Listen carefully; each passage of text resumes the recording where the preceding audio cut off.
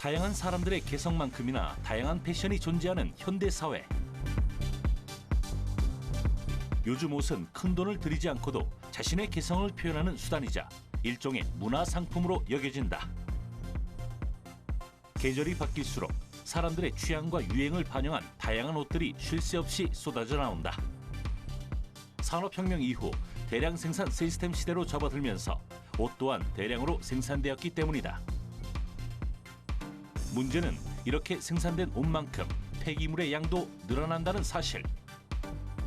그대로 불을 태우거나 소각을 하지 않는 이상은 그게 그대로 남는 어떤 소비재의 한 측면이 됐죠. 전 세계를 통틀어서 환경을 오염시키는 하나의 요소로 된 것은 분명합니다. 빠른 주기로 대량 생산되면서 점점 짧아진 옷들의 수명. 결국 벌어지는 옷들이 늘어나면서 환경에도 큰 부담을 주고 있다. 과연 내가 산 옷은 어떻게 만들어질까? 또 버려진 옷들은 어떻게 처리가 될까? 환경오염 부담을 덜고 만족스러운 패션 문화를 만들어가는 방법은 무엇일까?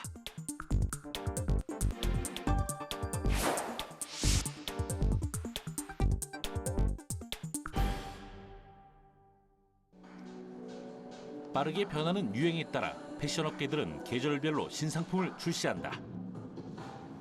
매 계절 옷을 사면서도 입을 옷이 없어 고민하는 이유. 이런 급변하는 패션 트렌드에 영향을 받기 때문이다. 그렇다면 이런 옷들은 어떤 소재로 어떻게 만들어질까? 의류가 단순히 천연 소재라기보다는 화학적인 합성이나 이런 걸 통해서 보이지 않게 많은 섬유들이 개발되면서 그렇게 나오는 오염 물질들이 그대로 땅이건 바다건 그게 쌓이면서 환경을 오염시키는 경우가 굉장히 많아졌죠. 요즘 사람들이 즐겨 입는 패션 아이템 중 하나인 청바지. 이 청바지 한 벌을 만드는 데 사용되는 물은 약 7,000리터에 달한다. 또 평균 약 32.5kg의 이산화탄소가 생산 과정에서 배출된다. 외국에서는 이미 옷이 오일 다음으로 지구를 파괴하는 오염 물질이라 선언하며 의류 제조 과정의 문제점을 지적하고 있다. 옷감을 재단할 때 생기는 폐기물, 그리고 염색 과정에서 발생하는 오염물, 마지막으로 옷이 폐기 처리되면서 발생하는 각종 물질들은 화려한 패션에 가려져 외면해온 현실이다. 누군가에게는 단순히 멋을 위한 소비이지만 옷을 위해 소비되는 자원과 오염되는 환경을 생각한다면 패션을 결코 멋으로만 생각할 수는 없는 상황이다. 옛날에는 천연 직물밖에 쓸 수가 없었어요. 왜냐하면 만드는 기술이 천연 직물밖에 없었기 때문에.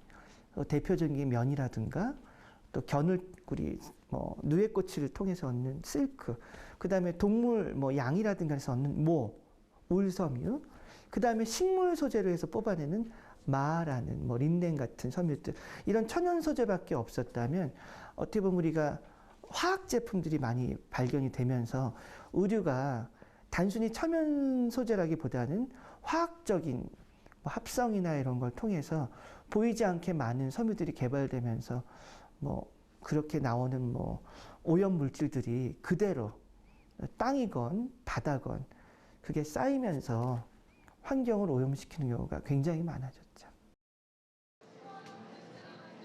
옷은 계절을 대변한다. 몸은 하나이지만 옷은 사계절용이 있기 때문이다. 더울 땐 시원한 옷, 추울 때는 따뜻한 옷을 입는 것은 체온을 지키고 날씨에 대처하는 방법 중 하나이다. 하지만 요즘은 옷을 단지 몸을 보호하기 위한 용도로 입지 않는다. 옷은 스스로를 표현하는 중요한 수단이기 때문이다.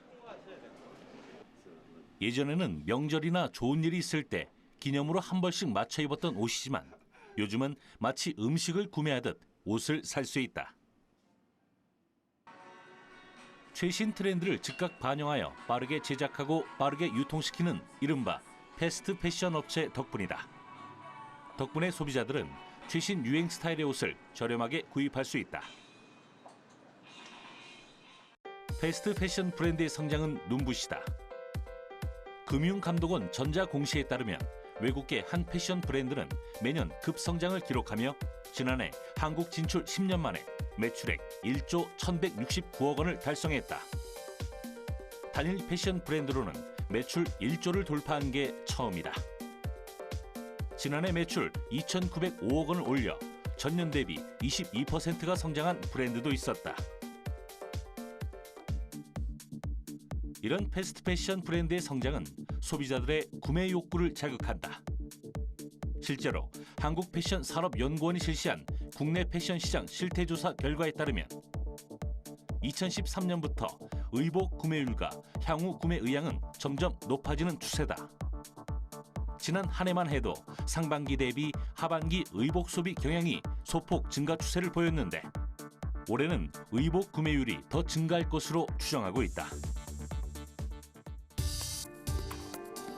문제는 이렇게 대량으로 생산되고 또 소비되는 옷들이 결국은 버려진다는 사실이다. 저렴한 가격에 큰 부담 없이 구입한 옷들이기에 한 계절 입고 버리는 경우가 대부분이다. 이런 의류 폐기물들이 결국 환경 오염 물질로 전락하게 된다. 패스트 패션 시장의 성장은 의류 폐기물을 늘리는 데도 한몫했다. 국내 패스트 패션 시장 규모는 2008년 5천억 원에서 2014년 3조 4천억 원으로 6년 만에 7배 가까이 늘었다. 이에 따라 연간 발생되는 의류 폐기물의 양도 증가했는데 환경부에 따르면 2008년 의류 폐기물은 약 5만 톤이었지만 2014년 약 7만 톤으로 증가했다. 하루에 발생하는 의류 폐기물 양 역시 상당하다. 2008년 162톤에 불과하던 양은 2011년 197톤을 기록했고 2014년에는 213톤으로 6년 동안 약 32%가 늘어났다. 그렇다면 이렇게 매년 증가하고 있는 의류 폐기물은 어떻게 처리되는 걸까?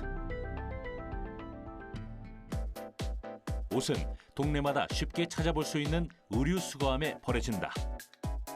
의류 수거함이나 재활용 쓰레기로 버려지면 의류 폐기물로 분류돼 헌옷 수거업체에 전해진다. 재활용이 불가능할 정도로 해지거나 망가진 옷들은 수거 이후 소각되거나 매립되는 과정을 거친다.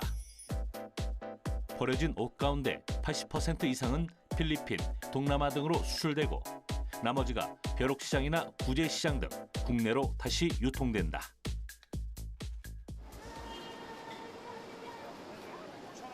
서울 숭인동의 한 구제시장. 평일임에도 불구하고 꽤 많은 사람들이 시장에 나섰다. 기존의 의류 매장처럼 잘 정돈되어 있진 않지만 손님들 모두 옷을 고르는 눈빛이 꽤나 진지하다. 나이가 지긋한 어른들이 눈에 많이 띄는 것도 이 구제시장의 특징이다. 이곳에서 판매되는 물건들은 대부분이 재활용품들, 즉 헌옷들이다. 산더미처럼 쌓인 물건들 속에서 이리 뒤적 저리 뒤적 열심히 물건을 고르는 사람들. 마치 보물이라도 찾을 기세다. 이 옷도 여기서 산 건데 좋아가지고 또 사러 왔어요. 고르게 달려 있는데 좋은 거 만나면 참 그날 횡재죠. 옷뿐 아니라 다양한 잡화들이 구비되어 있는 구제시장. 이곳의 가장 큰 장점으로는 파격적인 가격을 꼽을 수 있다. 구제 의류의 경우는 1,000원부터 2만 원에서 3만 원까지 다양하다. 물론 상품 진열, 품질 면에서 최상의 품질을 기대하기는 어려우나 가끔은 흙 속의 진주를 발견하기도 한다. 평소 이곳을 자주 찾는다는 김한영 씨. 물건을 고르는 손길에서 여유가 묻어나는데 괜찮은 물건을 발견한 모양이다. 이거 상당히 좋은 거예요, 이런 거. 올드네비. 근데 이거 가방, 아크텍스 같은 거. 이거 굉장히 비싼 가방이에요. 저렴하게 사신 거예요? 그럼요. 한 5만 원 이상 싸게 산 거죠. 평소 자신의 옷뿐만 아니라 가족들의 옷을 구입할 때도 이곳을 주로 애용한다는 김한영 씨. 그가 이곳을 즐겨 찾는 이유는 여러 가지다. 버려지지 않고 다시 사람들이 재활용해서 입을 수 있다는 거. 싸고 저렴하고. 한때 이곳 구제시장은 어른들이 줄을 이루었다. 하지만 최근에는 저렴한 가격에 희귀한 옷들을 구할 수 있다는 입소문이 퍼지면서 젊은 사람들도 이곳을 많이 찾는다. 한때는 남들이 입었던 옷이라고 해서 조금은 꺼렸던 제품들. 하지만 최근 들어 옷에 대한 인식도 조금씩 변하고 있다. 근데 뭐 동네에서 바자회 같은 것도 하니까 구제옷도 뭐 비슷하다는 개념으로 보고 있어서 구제옷을 나쁘게 보진 않아요. 그냥 한 번만 또 문제 있으면 세탁소에 맡기면 좋은 옷이니까 좋게 생각하고 있습니다. 새 옷과 달리 이런 구제옷만의 혹시 매력이 뭐라고 생각하시나요? 빈티지? 빈티지는 오래되어도 가치 있고 또 새롭게 여겨질 수 있는 제품이나 유행을 의미한다. 이곳 구제시장에서 찾아낸 쓸만한 헌옷들이 바로 그것이다. 이 보물들을 건지기 위해 요즘은 지방에서 오는 손님들도 많다. 괜찮은 것도 있어. 한 개 샀거든요. 보여주세요, 산 것 좀. 저 바지 샀는데. 바지. 얼마 주고 사셨어요? 2,000원에. 2,000원. 네, 2,000원. 네, 싸더라고요. 구매하신 이유가 있으세요? 그냥 가격에 괜찮은 거, 가격 대비 괜찮은 것 같아요. 이곳을 찾은 많은 사람들이 구제옷은 중독성이 있다고 말한다. 단 한 번이라도 품질 좋은 옷을 저렴한 가격으로 사본 경험이 있다면 옷이 필요할 때마다 가장 먼저 구제시장을 떠올린다는 것이다.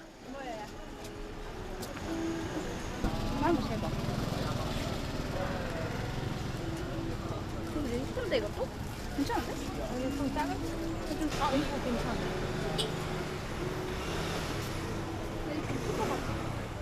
아니 근데 별로 안 커. 안 커 보여.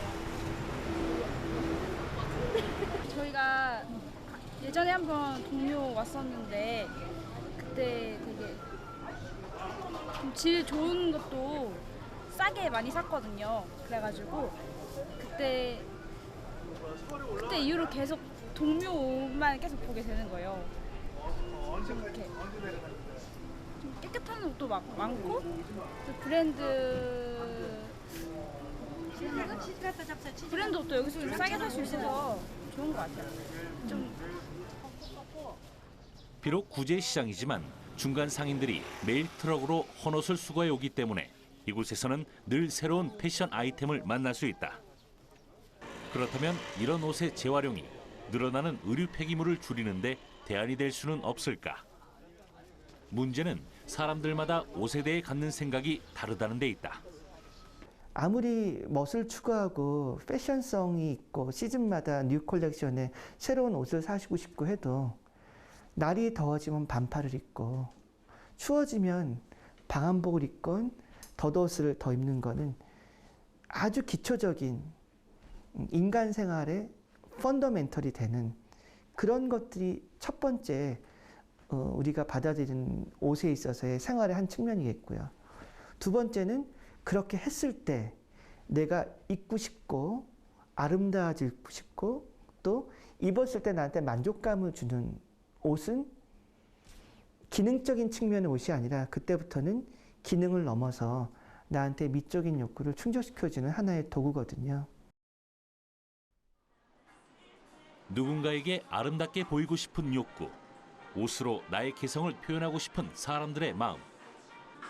이것이 바로 많은 패션 업체들이 엄청난 환경 오염 부담을 떠안고도 끊임없이 신상품을 시장에 내놓는 이유이기도 하다. 문제는 미적 욕구에 의해서 몸살을 앓는 것은 지구 환경뿐만이 아니라는 데 있다. 지난 5월 서울 한복판인 강남구 청담동에서 조금은 특별한 시위가 벌어졌다.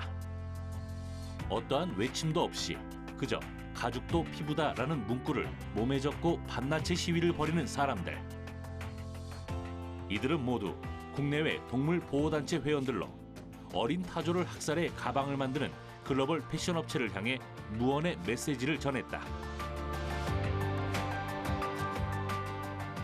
페타 아시아 지부가 그 사우스 아프리카에 있는 가장 큰 타조 도살장에 몰래 카메라로 촬영을 해서 전 세계에 그 충격적인 영상을 퍼뜨렸었죠. 그래서 얼마나 잔인하게 타조들이 사육되고 도살되는지에 대해서 많은 사람들한테 실질적인 어떤 그 현장의 어떤 생생한 그런 장면들을 고스란히 보여줘서 굉장히 많은 사람들이 아, 타조 가죽이 이런 것이었구나라는 것을 알게 됐죠. 그래서 이들이 밝힌 타조 가죽 생산 과정은 말할 수 없을 정도로 끔찍했다.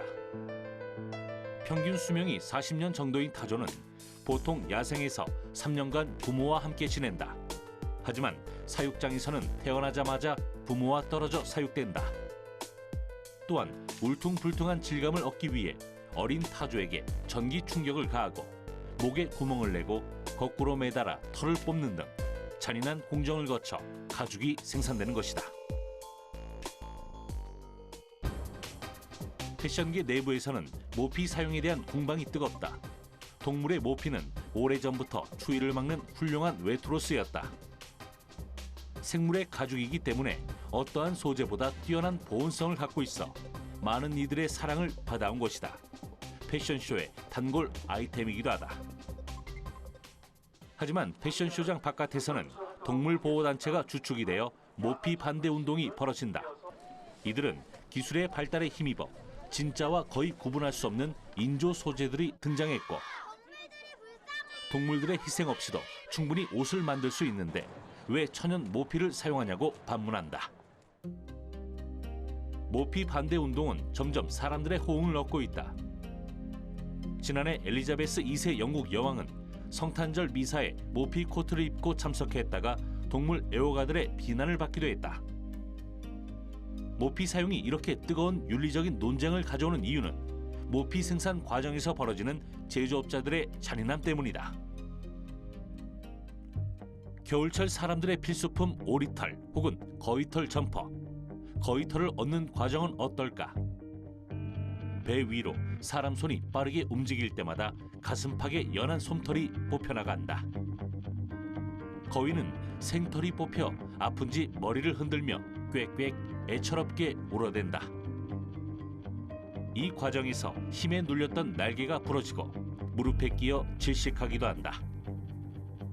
이런 강제 털 뽑기는 생후 10주부터 6주 간격으로 반복된다고 한다. 더 큰 문제는 이런 동물들의 희생이 한두 종류, 한두 마리가 아니라는 데 있다. 모피 한 벌을 만들기 위해서 희생시켜야 하는 동물들의 수를 살펴봤다. 여우 모피를 이용해 모피 코트 한 벌을 만들기 위해서는 20마리의 여우가 필요하다. 밍크 코트의 경우엔 밍크 80마리에서 무려 200마리가 털과 피부를 내어줌과 동시에 죽어가는 것이다. 모피라고 하면 보통 많은 사람들이 동물의 털만 떠올리겠지만 털을 이용하기 위해선 동물의 피부까지 벗겨내야 하는 것이다. 모피를 위한 동물 포획량은 은밀하게 또 불법적으로 진행되기 때문에 정확한 통계를 내기가 어렵다. 대략적으로 추산을 해보면 미국에서만 약 3만 마리의 동물들이 모피만을 위해서 희생된다고 한다. 이렇게 만들어진 모피를 우리나라도 1년에 약 1,700톤 정도를 수입하는 것으로 알려져 있다. 충분히 대체 가능한 인조 모피가 있는데도 왜 여전히 수요가 끊이지 않는 것일까?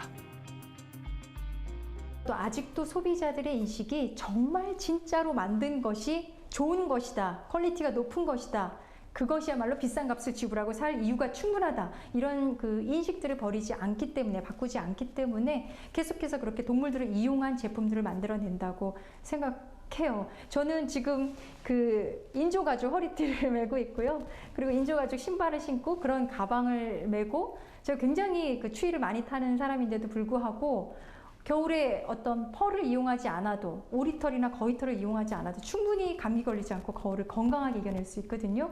이렇게 현대사회는 난방 기술도 발달하고 또 대중교통도 발달하고 더 이상 추워서 사람이 얼어 죽는 그런 시대는 아니잖아요. 얼마든지 훌륭한 대체품들이 많이 개발될 수 있고, 그렇기 때문에 소비자들도 이제는 좀 인식을 바꿔줬으면 좋겠고 또 기업들도 더 이상 동물들을 이용한 제품에 투자하지 말고 좀 정말 윤리적인 대체품들을 더 많이 더 좋게 개발해 줬으면 좋겠습니다.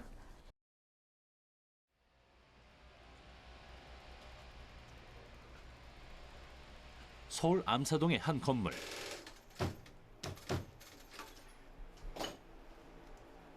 이곳은 가죽을 소재로 한 다양한 생활용품들을 만들어내는 공장이다.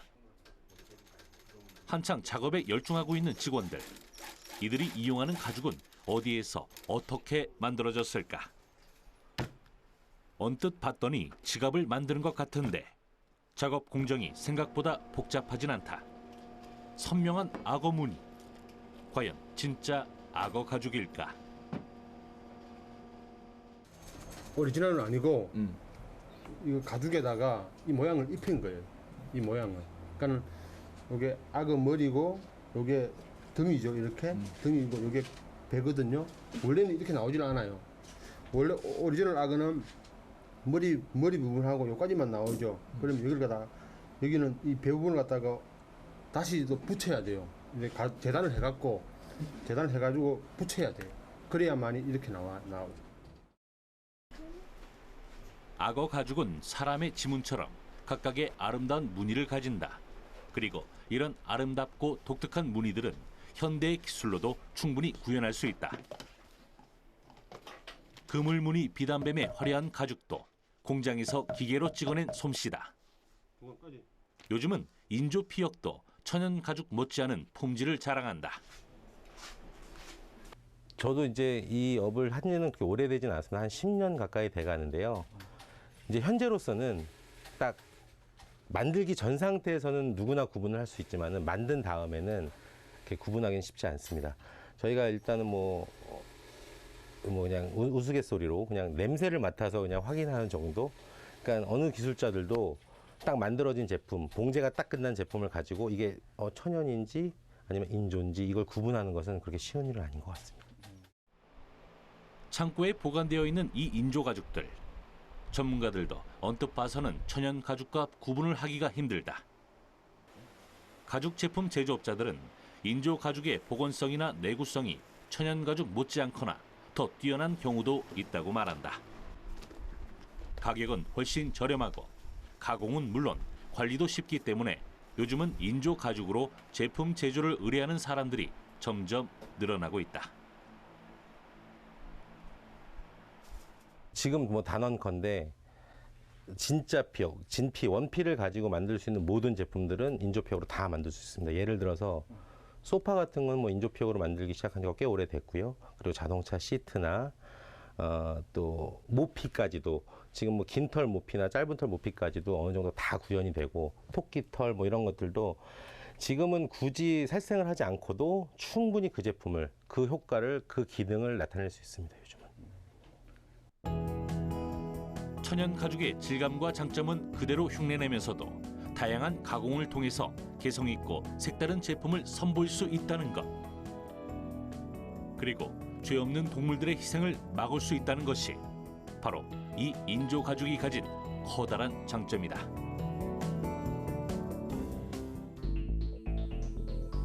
현재의 의류 산업에 변화가 필요하다는 사실은 이제 많은 사람들이 인식하고 있다. 자원 낭비와 환경 파괴의 주범으로 꼽히던 패션 산업에도 변화의 바람이 불고 있다. 한 청바지 브랜드는 청바지를 만들 때 사용하는 물의 양을 획기적으로 줄인 친환경 공법을 통해 전 세계적으로 7억 7천만 리터의 물을 절약했다. 유기농 면과 재활용 플라스틱 병 등 친환경 소재를 사용해 신제품을 선보인 업체도 있었다. 헌옷을 가져오면 옷 가격을 할인해주고 그렇게 수거된 헌옷을 재활용해 신제품을 출시하기도 한다. 많은 공해를 유발할 수 있는 것을 본인 그 브랜드들도 알고 있기 때문에 환경 사업이라든가 그런 어떤 환경에 관련된 단체들의 후원을 하는 모습들을 요즘 많이 보고 있어요. 그런 것 같은 경우에는 우리가 소비한 그 돈의 일정 부분이 다시 자연을 보호하거나 환경을 보호하는 측면으로 쓰여지는 거기 때문에 대량 소비와 대량 쓰레기를 양산하는 그런 부분에 있어서 굉장히 많은 보완책이 될 수가 있겠죠. 서울의 한 패션 잡화 매장. 이곳은 친환경 소재를 사용한 제품들을 모아 판매하고 있다. 버려진 그물을 활용한 패션 소품, 폐기된 건축 자재들도 가게 인테리어 소재로 활용되었다. 재활용 소재를 가공해서 제품을 만들었지만 디자인에 신경을 쓰는 것도 잊지 않았는데 생각보다 많은 중소기업들이 친환경 패션 제품의 생산에 관심을 기울이고 있다는 사실을 알 수 있다. 언뜻 봤을 때 평범해 보이는 이 양말은 재료가 옥수수다. 옥수수 전분에서 추출한 섬유로 만든 친환경 양말. 패션에 사회적 가치를 담고자 했던 한 벤처기업에서 만든 아이디어 상품이다. 처음부터 옥수수로 무언가 만들어 보려고 했었던 건 아니었고요. 일단 양말을 만들어 보자가 처음이 시작이었었고, 하지만 조금 더 환경에 그리고 사람들에게 또 사회에 좋은 양말을 만들어 보자라는 취지에서 소재를 찾다 보니까 옥수수 섬유라는 소재를 알게 됐고요. 그래서 그거를 한번 양말로 도입해 보자라는 시도를 하게 됐었죠. 석유를 원료로 사용하지 않는 옥수수 섬유는 땅에 묻으면 6개월에서 1년 이내에 차체 분해돼 환경 오염을 일으키지 않는다. 또 천연 소재를 사용했기 때문에 기존 합성 섬유로 인한 피부 트러블도 예방할 수 있다는 게 장점이다. 하지만 먹는 것으로 장난을 치는 게 아니냐는 부정적인 시선도 있었다. 저희가 사실 이 옥수수라는 소재를 가지고 욕을 굉장히 많이 먹었어요. 지금도 많이 먹고 있고, 그런 바이오에탄올이라든지 아니면 플라스틱을 또 옥수수로 만들 수가 있거든요. 이런 제품들을 만드는 기업 때문에 실제로 빈곤 문제가 더 늘어난다, 이런 이야기를 하시는 분들이 있는데, 거기에는 일단 저희는 일부 동의하지만 일부 또 동의하지 않아요. 만약에 우리 같은 기업들이 이런 활동들을 하지 않는다면 빈곤 문제는 없어지는가? 옥수수가 진짜 먹어야 될 사람들이 못 먹는 상황들이 발생하지 않지 않을까라는 생각했는데 그렇지 않더라고요. 보면 구조적인 문제이고, 그래서 우리가 할 수 있는 것들을 해보자라고 해서 옥수수가 제일 필요한 사람들한테 옥수수를 심게 하자라고 해서 옥수수 농장 만들어주는 사업을 아프리카에, 미얀마, 아프리카에 있는 나라 한 2개 국가 정도를 정해서 옥수수 농장을 만들어주고 있고요.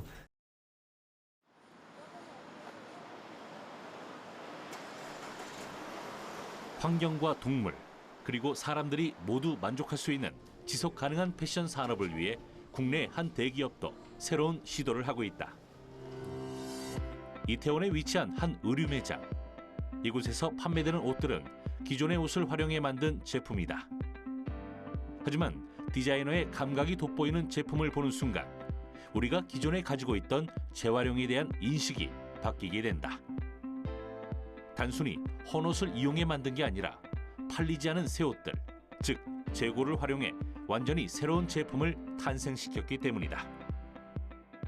저희가 이제 사실은 패션 대기업입니다. 그러다 보니까 저희 스스로 많은 매출을 일으키고 있지만 저희가 팔고 남은 제품이 버려지는 것도 양이 굉장히 많거든요. 그래서 저희가 이 부분을 과거에는 소각을 주로 진행을 해왔는데, 그렇게 되면 환경도 파괴하고 많은 제품들이 너무나 아깝게 버려지는 거로 인해서 안타까워하다가 어떻게 하면 이 부분을 좀 더 새로운 가치를 부여해서 좀 만들어 볼 수 없을까 고민하다가 이런 업사이클링 브랜드를 만들게 됐습니다.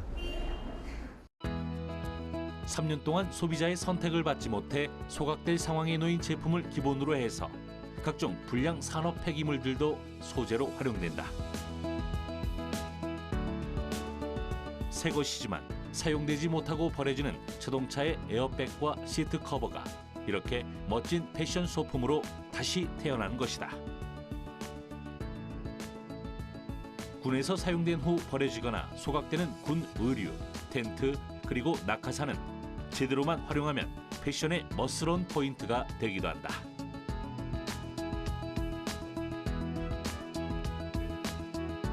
이 매장은 피팅룸까지 업사이클링 제품을 활용해 이곳을 찾는 소비자들에게 친환경 그리고 지속 가능성이라는 자신들의 굳건한 패션 철학을 보여주고 있다. 매장에서 눈에 띄는 것은 옷마다 붙어있는 큼지막한 라벨이다. 여기에는 3, 5, 8 등의 숫자가 적혀 있는데 거기에 특별한 의미가 있었다. 바로 제작된 제품의 수량. 재고를 이용하다 보니 가끔은 세상에 단 하나뿐인 제품도 나온다. 지금 현재 패션에서 이제 SPA라고 해서 굉장히 많이, 빨리, 싸게 만드는 패션이 지금 많이 유행을 하고 있는데요. 세계적으로 윤리적이고 슬로우 패션도 조금씩 붐이 일고 있습니다. 그래서 국내에 이런 매장이 좀 존재함으로써 소비자들이 기존에 그런 SPA 패션뿐만 아니라 이런 가치 있는 옷들도 있었구나라고 인지를 해주시는 분들이 점점 많아지고 있고요. 저희가 이제 한 4년 정도 운영을 하다 보니까 고정 고객들도 계속 쌓이면서 브랜드의 인지도 그리고 저희가 추구하는 그런 환경이나 아니면 공익적 가치도 패션을 통해서 좀 점점 늘어나는 것들을 조금씩은 느끼고 있습니다. 그렇다면 이곳의 옷들은 과연 어떻게 만들어지는 걸까? 의류 제작 과정을 직접 확인하기 위해서 제조 공장을 찾았다. 작업실로 들어갔더니 직원들 모두 각자의 파트에서 작업에 열중하고 있었는데 기존의 의류 제작 과정과는 분명 차이가 있을 터. 업사이클링 브랜드의 의류 제작 과정을 차근차근 따라가 보기로 했다. 먼저 소재를 확보하기 위해서 재고로 들어온 옷의 해체 작업이 시작된다. 저희가 지금 팔 부분을 해체를 했고 이 부분을 또 다시 수정 작업을 위해서 이 부분을 다시 해체하고 있는 중인데 이거는 이제 베스트로 변신을 할 거예요. 조금 더 소매를 사는 수정을 해서 편안하게 만든 다음에 베스트로 탈바꿈을 할 거예요. 네. 일반 옷들은 옷감을 이용해 디자인한 대로 패턴 작업을 진행하면 된다. 하지만 옷으로 옷을 만들어야 하는 이곳에서는 제대로 된 옷을 구현하기 위해서 패턴 전문가와 디자이너들이 계속적으로 의견 조율을 하는 과정이 필요하다.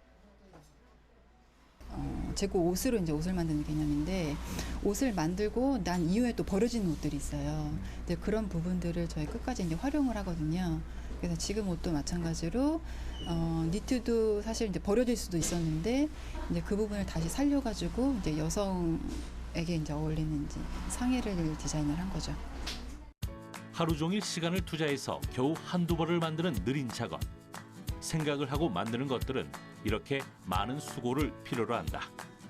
다행인 것은 이런 노고를 알아주는 사람들이 있다는 사실. 특히 해외에서의 반응이 뜨겁다. 제품에 담긴 의미도 그렇지만 재고를 활용해 만든 과정에서 저절로 만들어지는 독특한 디자인적인 요소가 좋은 반응을 얻기 때문이다. 사업적으로 봤을 때는 사실은 되게 어려운 사업이고 되게 이윤도 창출이 별로 안 되고 지금 시작은 되게 힘들게 다 시작을 하고 있는데 이곳에 의미가 있고 가치가 있으니까 앞으로 계속 해나가야 된다라고 생각을 하고 근데 지금이 아니라 앞으로를 보는 그런 사업이고 분야인 것 같아요. 이런 노력에 힘입어 이 제품들은 지난해 국제 디자인 시상식에서도 주목을 받았다. 패션의 지속 가능성 부분에서 수상을 한 것이다. 디자인의 우수성과 더불어 자원 순환과 환경 보호 측면에서 패션 비즈니스의 대안을 제시했다는 평가를 받았다. 그럼에도 불구하고 아직 우리나라 사람들에게 옷의 재활용은 익숙치 않은 일이다. 그래서 이 기업은 사람들의 의류 리사이클링 참여도를 높이기 위해 조금 특별한 프로젝트도 진행 중이다. 리컬렉션이라는 추억을 담은 상품을 만든다라는 의미입니다. 그 부분은 이제 기존의 재고들이 아니라요. 본인이 원래 가지고 있던 추억을 가진 재고들. 예를 들면 아버지의 옷을 가지고 본인의 옷을 입는다든가 아니면 남편의 옷을 가지고 부인의 옷을 맞춤으로 제작해주는 그런 서비스를 하고 있고요. 추억이 담긴 옷들을 버리지 않고 재활용하는 작업은 재봉틀만 사용할 수 있다면 가정에서도 가능하다. 그래서 김봉숙 씨는 최근 재봉틀을 배우기 시작했다. 멀쩡한 채로 버려지는 옷들이 너무 아깝게 느껴졌기 때문이다. 재봉틀을 활용할 수 있게 되자 철진한 옷들이 더 이상 쓰레기가 아닌 소품을 만드는 재료가 되었다. 봉숙 씨가 재봉틀로 작업을 한다는 소식을 듣고 헌옷을 가져다주는 이웃들도 생겼다. 예상외로 집에서 이렇게 네. 나오는 헌옷들도 꽤 많네요.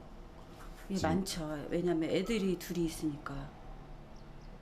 그리고 남들이 주는 옷들도 많아요. 친구들이 주는 옷들도 많고요. 버리긴 다 아깝잖아. 옷을 준 사람들한테 다시 그 가방 같은 거 만들어서 리폼해서 주면 되게 좋아해요. 이런 거 청바지로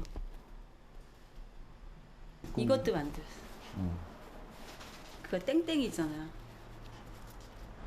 애기들 옷 가지고요. 강아지.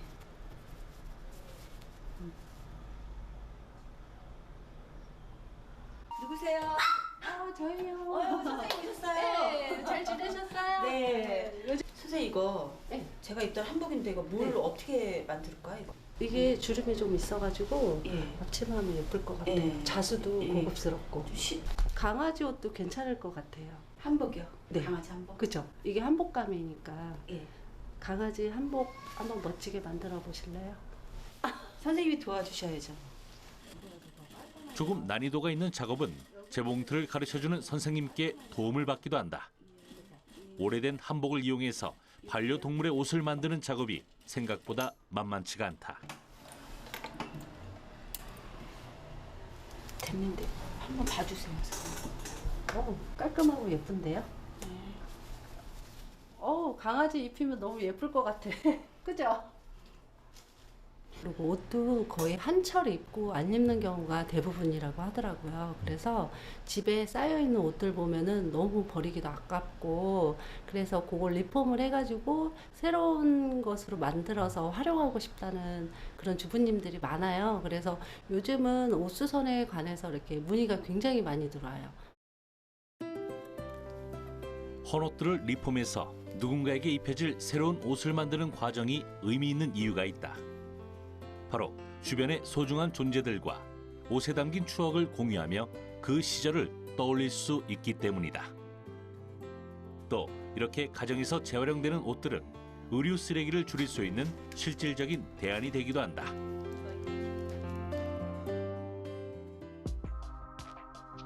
어떤 이들은 옷이란 참 신기한 물건이라고 한다. 매 계절마다 구입하는 것 같은데 막상 외출을 하려면 입을 옷이 없다고 느껴지기 때문이란다. 그런 소비자들의 욕구를 충족시키기 위해 자고 일어나면 신제품 의류들이 쏟아지는 세상. 그렇게 대량으로 생산되는 옷들이 다양한 환경 문제를 일으킨다. 이런 문제들을 해결하는 열쇠는 결국 소비자들이 쥐고 있다.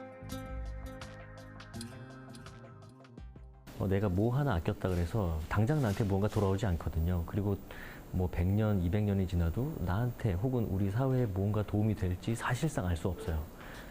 그런 부분들이 굉장히 추상적이고 눈에 보이지 않는 목표이기 때문에 그런 부분들이 있지만 사회가 조금 더 긍정적으로 변할 수 있다라는 움직임들을 우리가 만들 수 있을 것 같아요.